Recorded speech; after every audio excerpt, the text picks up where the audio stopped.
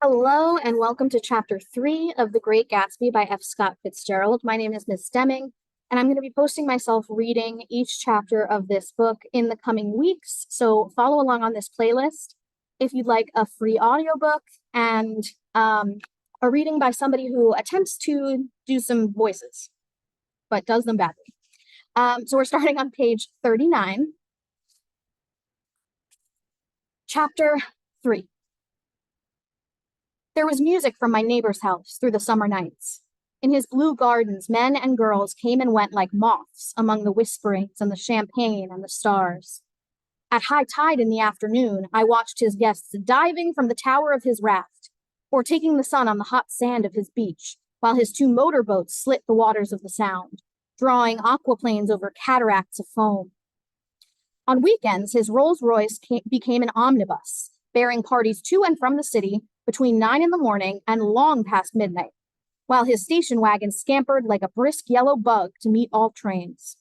And on Mondays, 8 servants, including an extra gardener, toiled all day with mops and scrubbing brushes and hammers and garden shears, repairing the ravages of the night before. Every Friday, 5 crates of oranges and lemons arrived from a fruiterer in New York. Every Monday, these same oranges and lemons left his back door in a pyramid of pulpless halves. There was a machine in the kitchen which could extract the juice of 200 oranges in half an hour, if a little button was pressed 200 times by a butler's thumb. At least once a fortnight, a corps of caterers came down with several hundred feet of canvas and enough colored lights to make a Christmas tree of Gatsby's enormous garden. On buffet tables, garnished with glistening hors d'oeuvres, spiced baked hams crowded against salads of harlequin designs, and pastry pigs and turkeys bewitched to a dark gold. In the main hall, a bar with a real brass rail was set up, and stocked with gins and liquors, and with cordials so long forgotten that most of his female guests were too young to know one from another.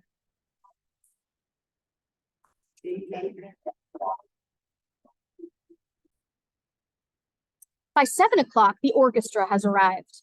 No thin 5-piece affair, but a whole pit full of oboes and trombones and saxophones and viols and cornets and piccolos and low and high drums.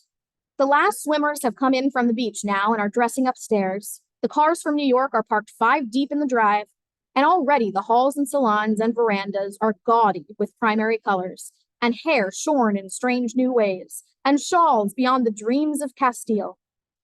The bar is in full swing, and floating rounds of cocktails permeate the garden outside until the air is alive with chatter and laughter, and casual innuendo and introductions forgotten on the spot, and enthusiastic meetings between women who never knew each other's names.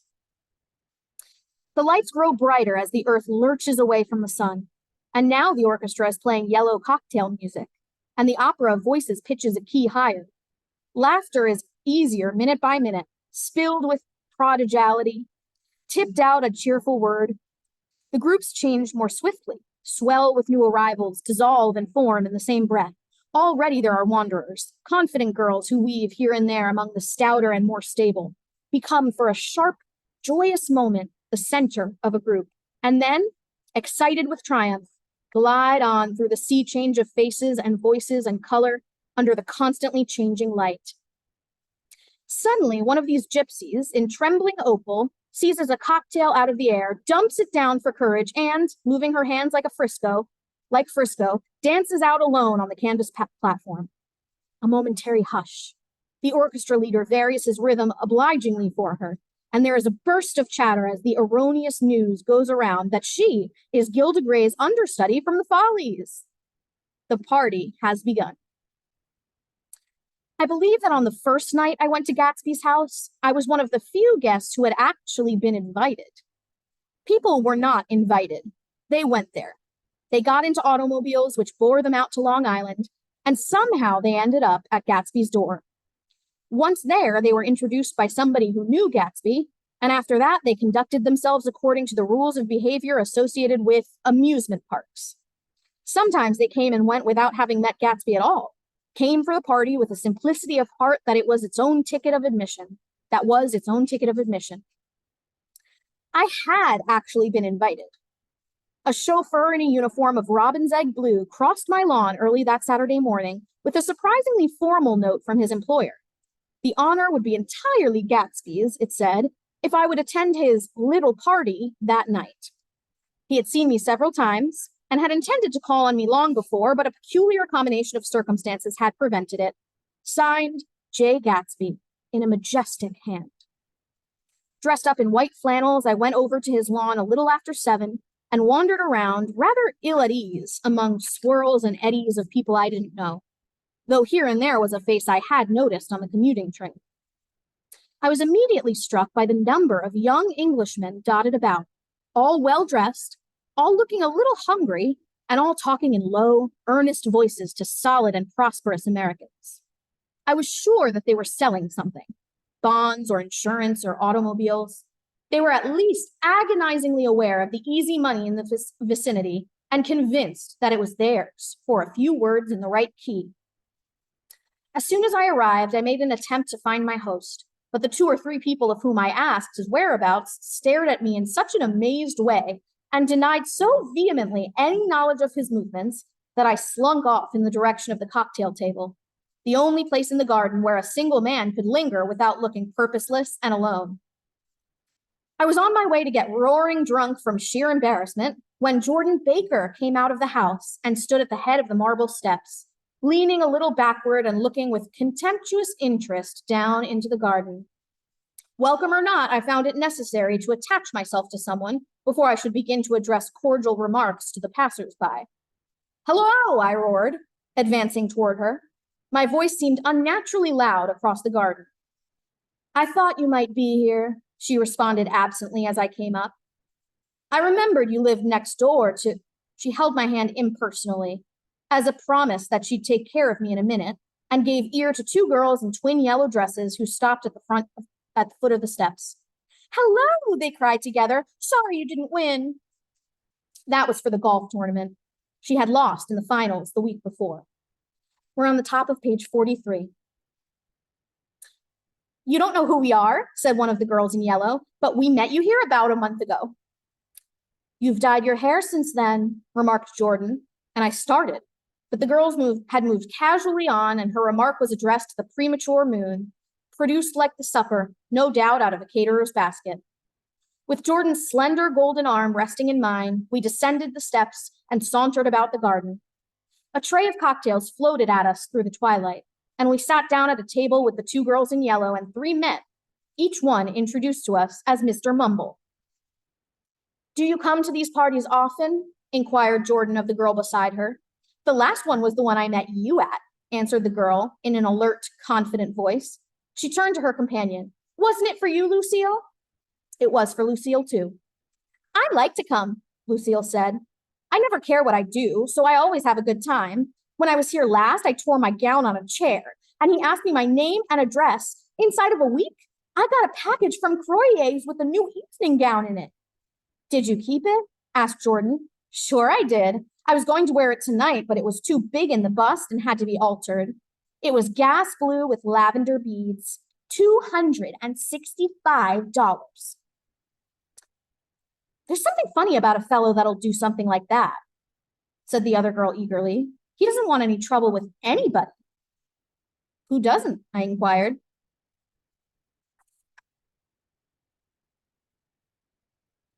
"Oh, who doesn't?" I inquired. "Gatsby. Somebody told me." The 2 girls and Jordan leaned together confidentially. "Somebody told me they thought he killed a man once." A thrill passed over all of us. The 3 Mr. Mumbles bent forward and listened eagerly. "I don't think it's so much that," argued Lucille skeptically. "It's more that he was a German spy during the war." One of the men nodded in confirmation. I heard that from a man who knew all about him, grew up with him in Germany," he assured us positively. "Oh, no," said the first girl. "It couldn't be that, because he was in the American army during the war." As our credulity switched back to her, she leaned forward with enthusiasm. "You look at him sometime when he thinks nobody's looking at him. I'll bet he killed a man." She narrowed her eyes and shivered. Lucille shivered. We all turned and looked around for Gatsby.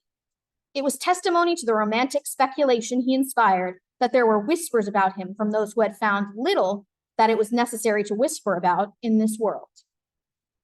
The first supper, there would be another one after midnight, was now being served, and Jordan invited me to join her own party, who were spread around a table on the other side of the garden. There were 3 married couples and Jordan's escort, a persistent undergraduate given to violent innuendo, and obviously under the impression that sooner or later Jordan was going to yield him up her person to a greater or lesser degree. Instead of rambling, this party had preserved a dignified homogeneity and assumed to itself the function of representing the staid nobility of the countryside, East Egg condescending to West Egg, and carefully on guard against its spectroscopic gaiety. "Let's get out," whispered Jordan, after a somehow wasteful and inappropriate half hour. "This is much too polite for me." We got up and she explained that we were going to find the host. I had never met him, she said, and it was making me uneasy. The undergraduate nodded in a cynical, melancholy way. The bar where we glanced first was crowded, but Gatsby was not there. She couldn't find him from the top of the steps, and he wasn't on the veranda.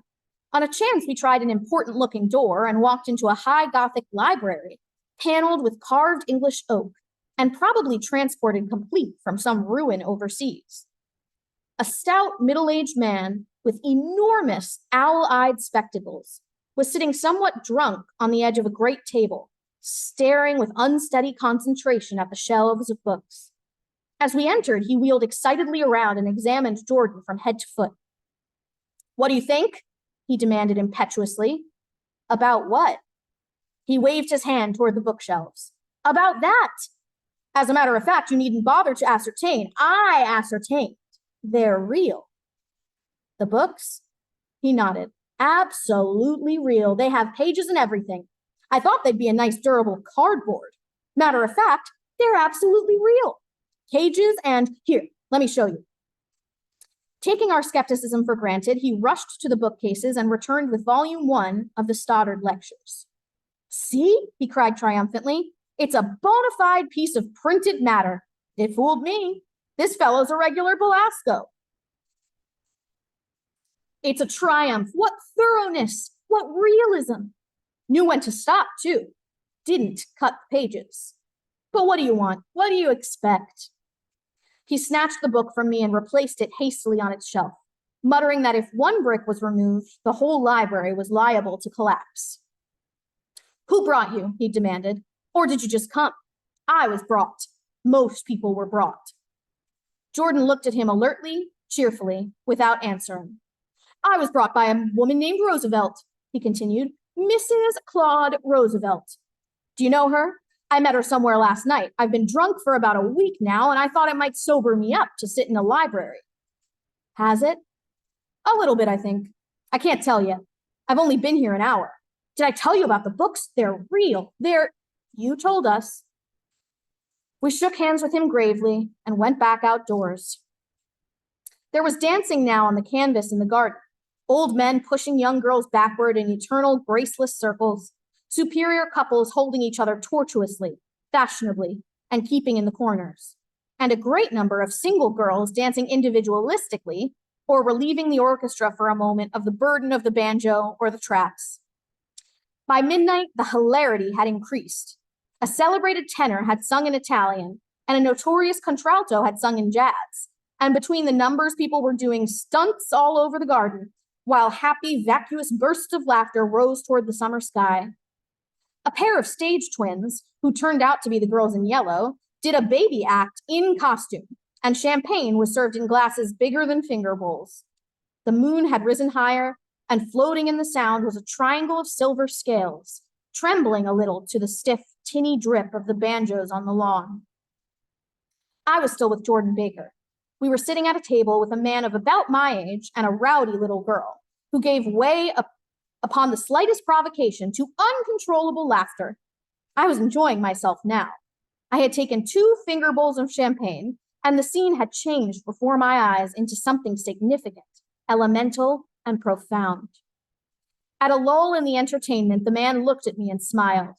"Your face is familiar," he said politely. "Weren't you in the 3rd Division during the war?" Why, yes. I was in the 9th Machine Gun Battalion. I was in the 7th Infantry until June 1918. I knew I'd seen you somewhere before. We talked for a moment about some wet, gray little villages in France. Evidently, he lived in this vicinity, for he told me that he had just bought a hydroplane and was going to try it out in the morning. Want to go with me, old sport? Just near the shore along the Sound. What time? Any time that suits you best. It was on the tip of my tongue to ask his name when Jordan looked around and smiled. Having a gay time now? She inquired. Much better. I turned again to my new acquaintance. This is an unusual party for me. I haven't even seen the host. I live over there. I waved my hand at the invisible hedge in the distance, and this man Gatsby sent over his chauffeur with an invitation. For a moment, he looked at me as if he failed to understand. I'm Gatsby, he said suddenly. What? I exclaimed. Oh, I beg your pardon. I thought you knew, old sport. I'm afraid I'm not a very good host. He smiled understandingly, much more than understandingly. It was one of those rare smiles with a quality of eternal reassurance to it that you may come across 4 or 5 times in life. It faced, or seemed to face, the whole external world for an instant, and then concentrated on you with an irresistible prejudice in your favor. It understood you just so far as you wanted to be understood, believed in you as you would like to believe in yourself, and assured you that it had precisely the impression of you that, at your best, you hoped to convey. Precisely at that point, it vanished, and I was looking at an elegant young roughneck, a year or two over 30, whose elaborate formality of speech just missed being absurd. Sometime before he introduced himself, I got a strong impression that he was picking his words with care.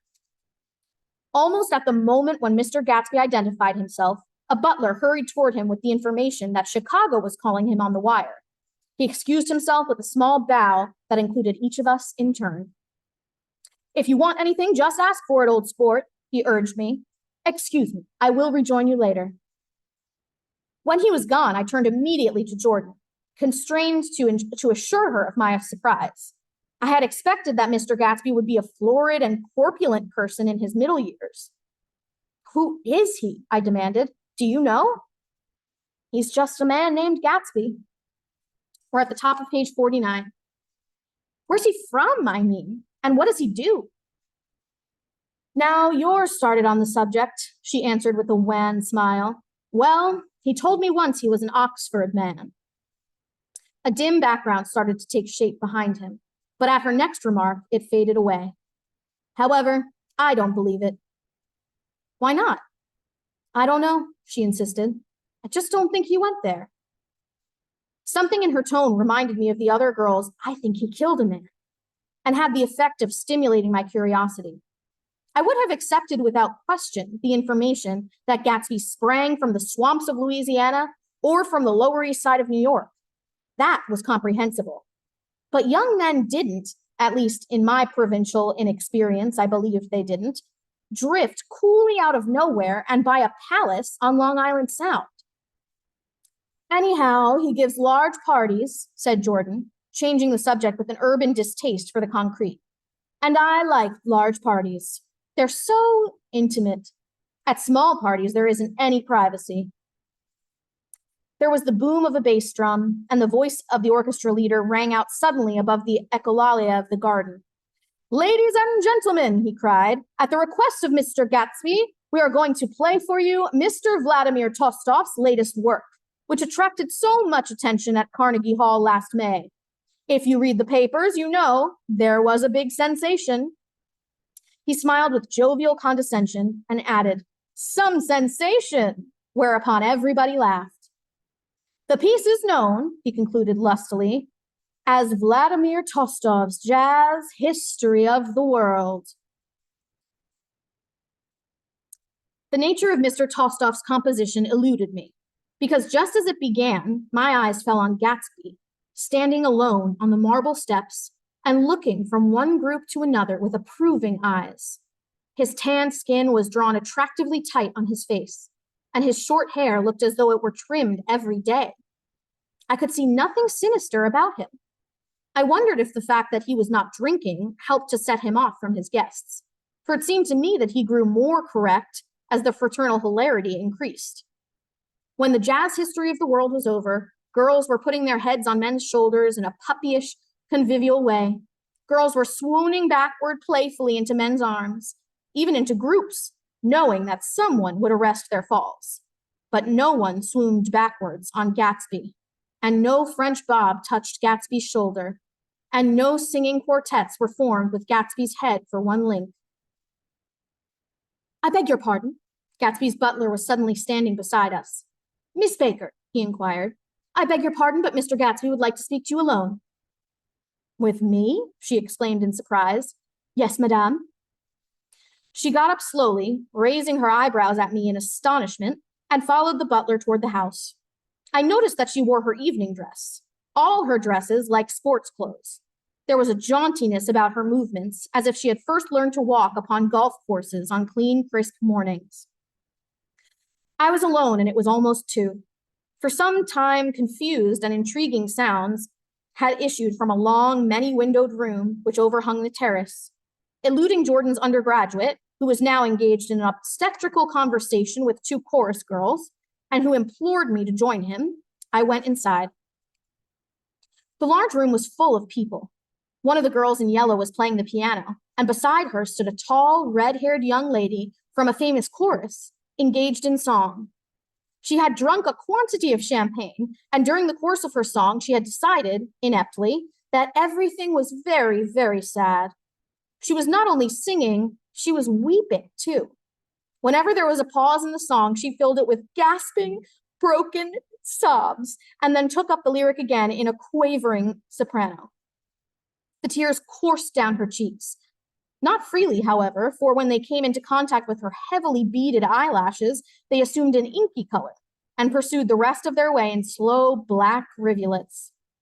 A humorous suggestion was made that she sing the notes on her face, whereupon she threw up her hands, sank into a chair, and went off into a deep, vinous sleep. "She had a fight with a man who says he's her husband," explained a girl at my elbow. I looked around. Most of the remaining women were now having fights with men who said to be their husbands. Even Jordan's party, the quartet from East Egg, were rent asunder by dissension. One of the men was talking with curious intensity to a young actress, and his wife, after attempting to laugh at the situation in a dignified and indifferent way, broke down entirely and resorted to flank attacks. At intervals, she appeared suddenly at his side like an angry diamond and hissed, "You promised," in his ear. The reluctance to go home was not confined to wayward men. The hall was at present occupied by 2 deplorably sober men and their highly indignant wives. The wives were sympathizing with each other in slightly raised voices. "Whenever he sees I'm having a good time, he wants to go home. Never heard anything so selfish in my life. We're always the first ones to leave. So are we." "Well, we're almost the last tonight," said one of the men sheepishly. "The orchestra left half an hour ago." In spite of the wives' agreement that such malevolence was beyond credibility, the dispute ended in a short struggle, and both wives were lifted, kicking, into the night. As I waited for my hat in the hall, the door of the library opened, and Jordan Baker and Gatsby came out together. He was saying some last word to her, but the eagerness in his manner tightened abruptly into formality as several people approached him to say goodbye. Jordan's party were calling impatiently to her from the porch, but she lingered for a moment to shake hands. "I've just heard the most amazing thing," she whispered. "How long were we in there?"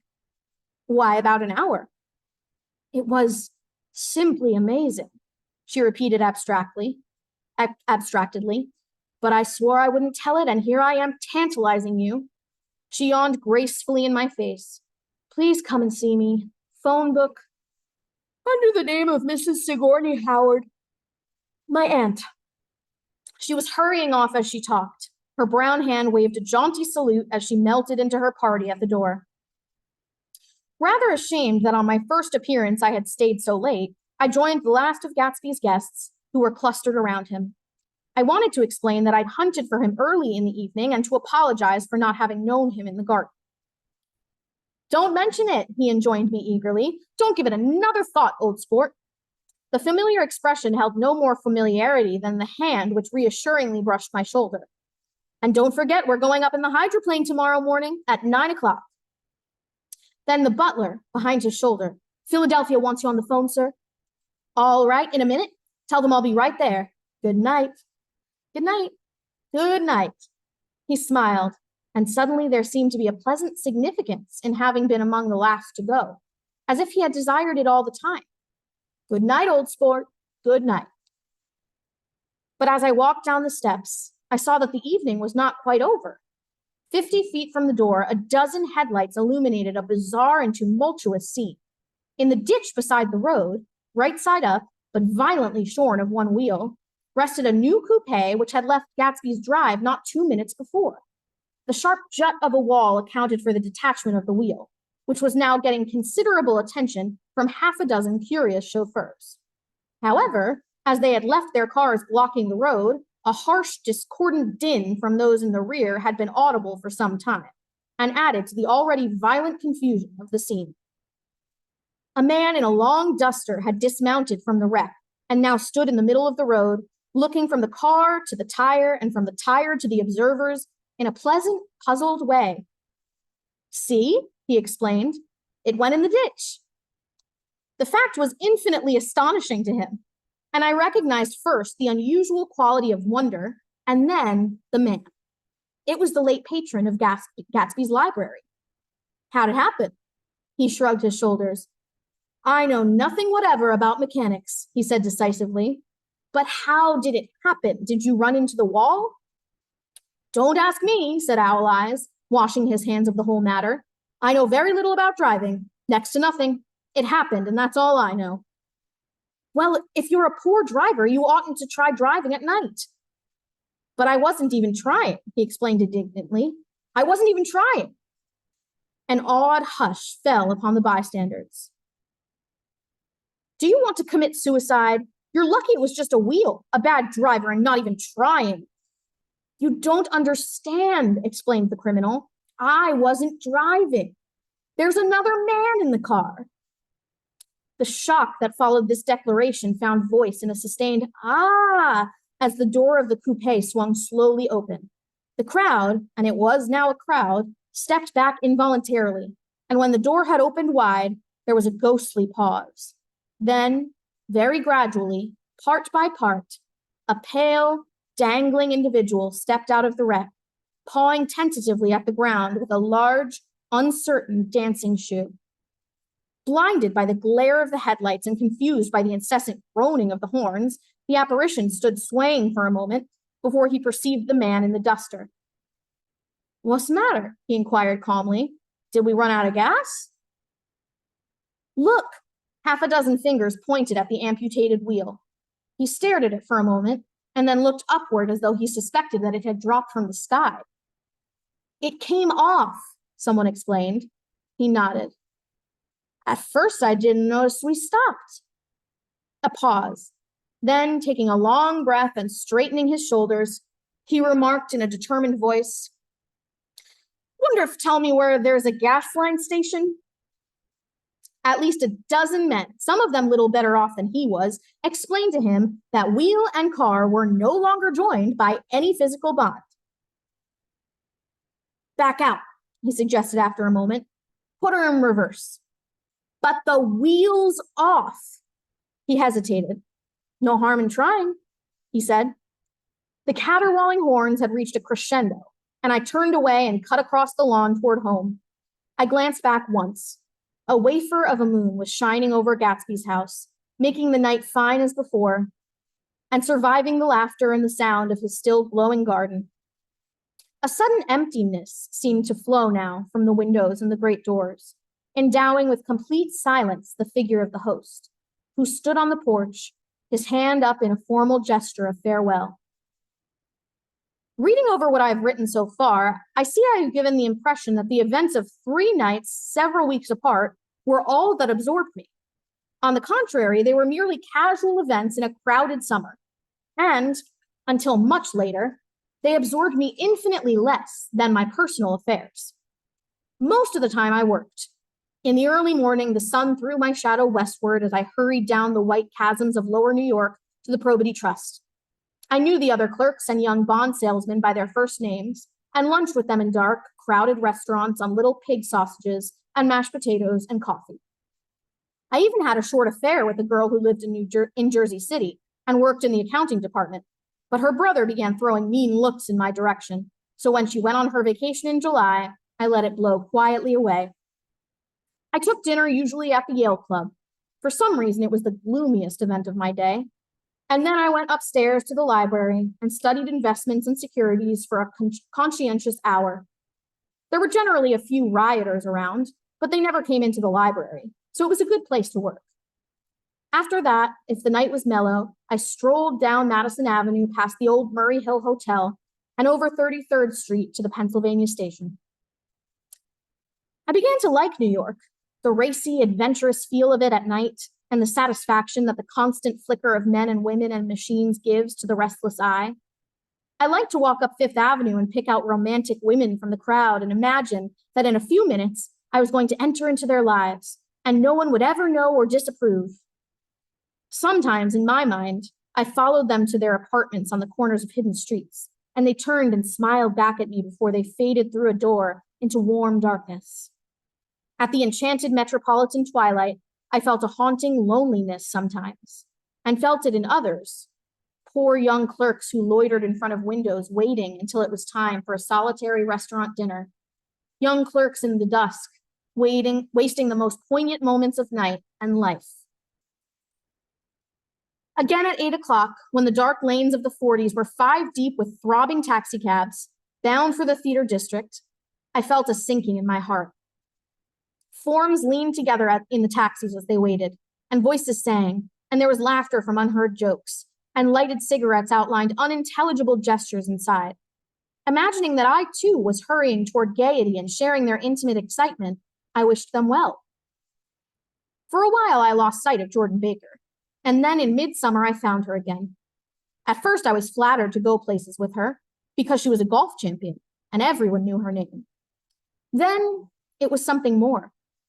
I wasn't actually in love, but I felt a sort of tender curiosity. The bored, haughty face that she turned to the world concealed something. Most affectations conceal something eventually, even though they don't in the beginning. And one day I found what it was. When we were on a house party together, up in Warwick, she left a borrowed car out in the rain with the top down, and then lied about it.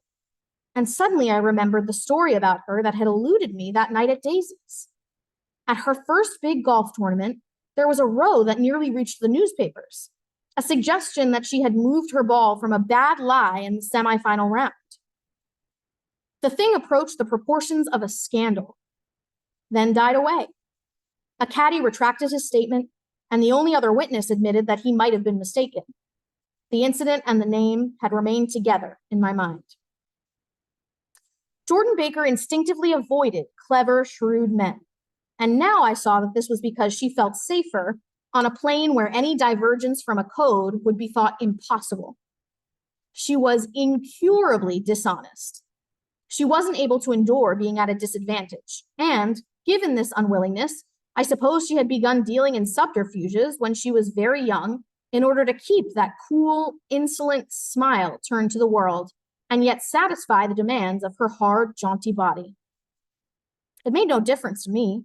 Dishonesty in a woman is a thing you never blame deeply. I was casually sorry, and then I forgot. It was on that same house party that we had a curious conversation about driving a car. It started because she passed so close to some workmen that our fender flicked a button on one man's coat. "You're a rotten driver," I protested. "Either you ought to be more careful or you oughtn't to drive at all." "I am careful."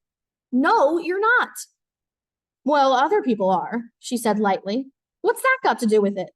"They'll keep out of my way," she insisted. "It takes two to make an accident." "Suppose you met somebody just as careless as yourself."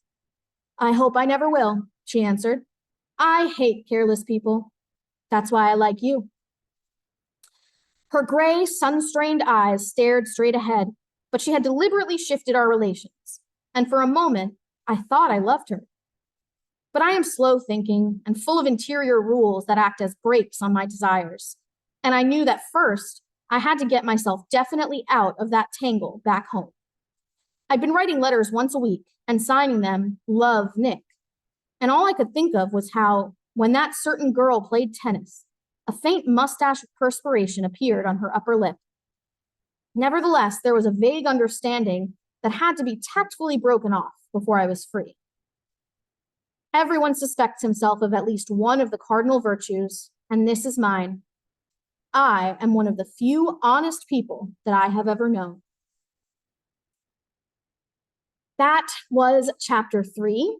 Tune in a few days for chapter 4, which starts on page 61. I hope you enjoyed hearing about Gatsby's first party, and I am eager to hear your thoughts.